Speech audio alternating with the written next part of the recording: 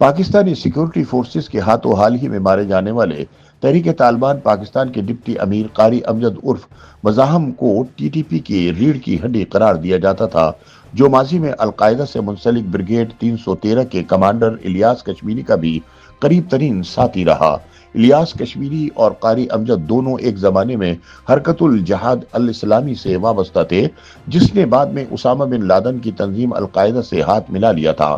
Commander Ilyas Kashmiri اور قاری امجد میں یہ قدر مشترک ہے کہ دونوں نے اپنے جنگجو کیریئر کا آغاز جہاد کشمیر سے کیا اور دونوں امریکہ کو مطلوع افراد کی لسٹ میں شامل تھے۔ الیاس کشمیری نے جہاد کشمیر کے دوران ایک مرتبہ سرحد پار کر کے کئی بھارتی فوجیوں کو مار ڈالا تھا اور ایک کا سر کاٹ کر بھی ساتھ لے آیا تھا، تاہم وہ بعد میں القاعدہ کا ساتھی بن گیا اور 3 جون 2011 کو وزیرستان میں سیبوں کے ایک باغ میں سوتے ہوئے امریکی ڈرون حملے میں مارا گیا۔ دوسری طرف قاری امجد پچھلے ہفتے افغان سرحد سے پاکستان میں گھسنے کی کوشش میں مارا گیا۔ قاری امجد کی موت کو تحریک طالبان کے لیے ایک بڑا دھچکا قرار دیا جا رہا ہے۔ پاکستانی فوجی ترجمان نے پچھلے ہفتے بتایا تھا کہ افغانستان سے طالبان دہشت گردوں کا ایک گروہ پاکستان میں داخل ہونے کی کوشش کر رہا تھا۔ اس دوران سیکورٹی فورسز کی فائرنگ سے ٹی ٹی پی کا ڈپٹی کمانڈر قاری امجد عرف مزاحم اور اس کے 4 دہشت گرد ساتھی ہلاک ہو گئے۔ فوجی ترجمان کا کہنا تھا کہ امجد عرف مزاحم ٹی ٹی پی کے امیر کمانڈر نور ولی محسود کا نائب اور رہبری شورا کا سربراہ تھا۔ پاکستان نے اس کے سر کی قیمت 50 لاکھ روپے مقرر کی تھی۔ ٹی ٹی پی نے بھی قاری امجد عرف مزاحم کی ہلاکت کی تصدیق کر دی ہے۔ قاری امجد اور مفتی حضرت دیرو جی کے ناموں سے مشہور مفتی مزاحم 2018 سے مارچ 2025 تک سب سے طویل عرصے تک ٹی ٹی پی کا نائب سربراہ رہا۔ قاری امجد کا شمار بااثر کمانڈروں میں ہوتا تھا۔ اسے امریکہ نے دسمبر 2022 میں عالمی دہشت گردوں کی فہرست میں شامل کیا تھا۔ تب امریکی محکمہ خارجہ نے کہا تھا کہ قاری امجد کو ٹی ٹی پی میں بیرون ملک قبائلی علاقوں اور خیبر پختونخوا میں مفتی نور ولی محسود کی جانب سے دہشت گرد آپریشن کی ذمہ داری سونپی گئی ہے۔ قاری امجد کا آبائی تعلق خیبر پختونخوا کے ضلع لوئر دیر سے تھا اور وہ افغانستان میں قیام پذیر تھا۔ اس نے اپنی تنظیم کے عسکری ونگ کو منظم کر کے اس کے حملوں کی تعداد اور شدت میں خطرناک حد تک اضافہ کیا۔ 2021 میں جب ٹی ٹی پی نے پہلی مرتبہ شیڈو کابینہ کا اعلان کیا تو قاری امجد مسلسل 3 سال اس کا وزیر دفاع رہا۔ امجد ٹی ٹی پی کی موجودہ رہبری شورا کا رکن اور اس کی جنوبی زون کے ملٹری کمیشن کا سربراہ بھی تھا۔ آسان الفاظ میں وہ خیبر پختونخوا کے جنوبی اضلاع بشمول شمالی اور جنوبی وزیرستان، بلوچستان اور جنوبی پنجاب میں ٹی ٹی پی کے آپریشنل نیٹ ورک کا سربراہ تھا اور تنظیم کی ریڑھ کی ہڈی قرار دیا جاتا تھا۔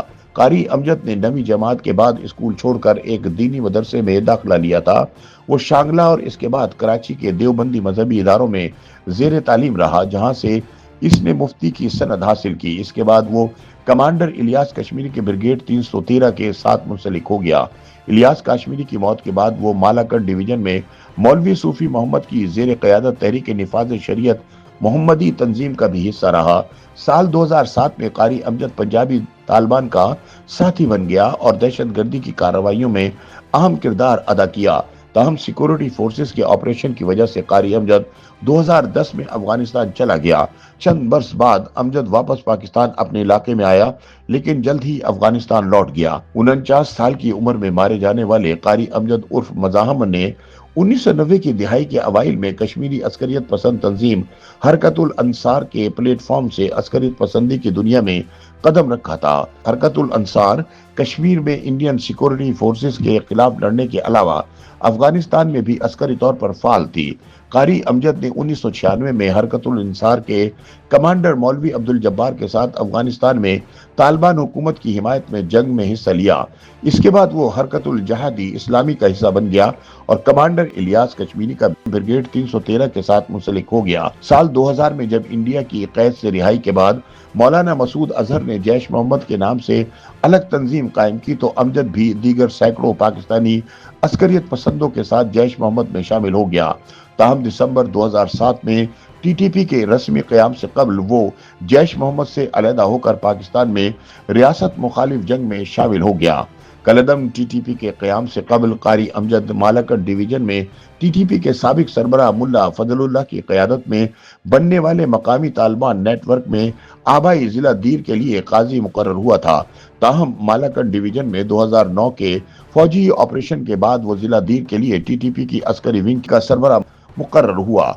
सन 2014 में जब मुल्ला फजलुल्लाह टीटीपी का सरबराह मुकर्रर हुआ तो अमजद को जिला दीर के साथ बलूचिस्तान की भी ऑपरेशनल नेटवर्क की जिम्मेदारी दे दी गई।